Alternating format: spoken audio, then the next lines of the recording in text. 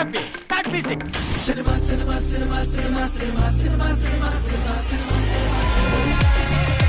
అర్థమైందా రాజా? నాలుగు పోరావడియా. రెడీయా మామే? Peace, bro.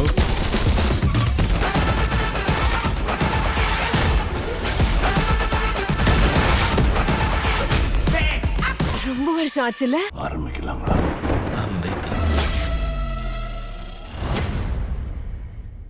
1999 வருஷம் KS ரவிக்குமார் இயக்கத்துல வெளியான படம் தான் படையப்பா. சிவாஜி கணேசன் முக்கிய கதாபாத்திரத்துல நடிச்சிருந்த இந்த படத்துல ரஜினிகாந்த், மறைந்த நடிகை சௌந்தர்யா, வில்லியா, ரம்யா கிருஷ்ணன் உள்ளிட்ட பலர் நடிச்சிருந்தாங்க. இந்த படத்துக்கு AR ரஹ்மான் இசையமைச்சிருந்தாரு. படத்துல எல்லா பாடல்களும் ரசிகர்கள் மத்தியில நல்ல வரவேற்பை பெற்றிருந்துச்சு. இந்த நிலையில ரஜினிகாந்தோட பிறந்த நாளை முன்னிட்டு படையப்பா திரைப்படம் ரீரிலீஸ் ஆகிற நிலையில புதிய ட்ரெய்லரை இன்னைக்கு 7 மணிக்கு படக்குழு வெளியிட்டிருக்கு. டிசம்பர் 12 என்னுடைய பிறந்தநாள் அன்னைக்கு படையப்பா படம் தியேட்டரில் வரப்போகுது, பார்த்து மகிழிங்க.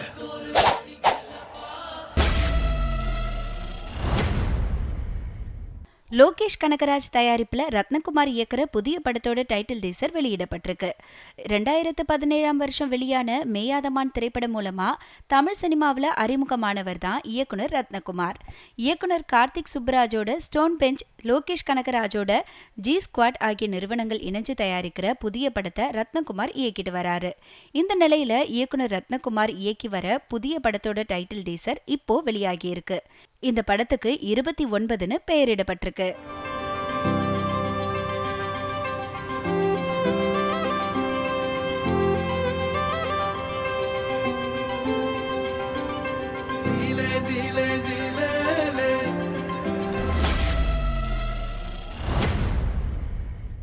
விக்ரம் பிரபு நடிக்கும் சிறை படத்தோட ட்ரைலர் வெளியாகிற தேதி அறிவிக்கப்பட்டிருக்கு.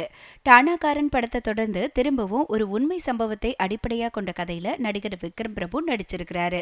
இயக்குனர் தமிழ் தான் சந்திச்ச ஒரு உண்மை சம்பவத்தை அடிப்படையா வச்சு சிறை அப்படிங்கிற பேர்ல எழுதின கதையே இப்போ திரைப்படமா உருவாகி இருக்கு. இத 7 ஸ்கிரீன் ஸ்டுடியோ சார்பில் லலித் குமார் தயாரிக்கிறாரு. வெற்றிமாறனோட உதவியாளர் சுரேஷ் ராஜகுமாரி இயக்கி இருக்கிறாங்க. ஜஸ்டின் பிரபாகரன் இசையமைச்சிருக்கிறாரு. சிறை திரைப்படம் வரும் 25ஆம் தேதி வெளியாக இருக்க நிலையில படத்தோட ட்ரைலர் வர 12ஆம் தேதி மதியம் 12 மணிக்கு வெளியாகும்னு படக்குழு அறிவிச்சிருக்கு.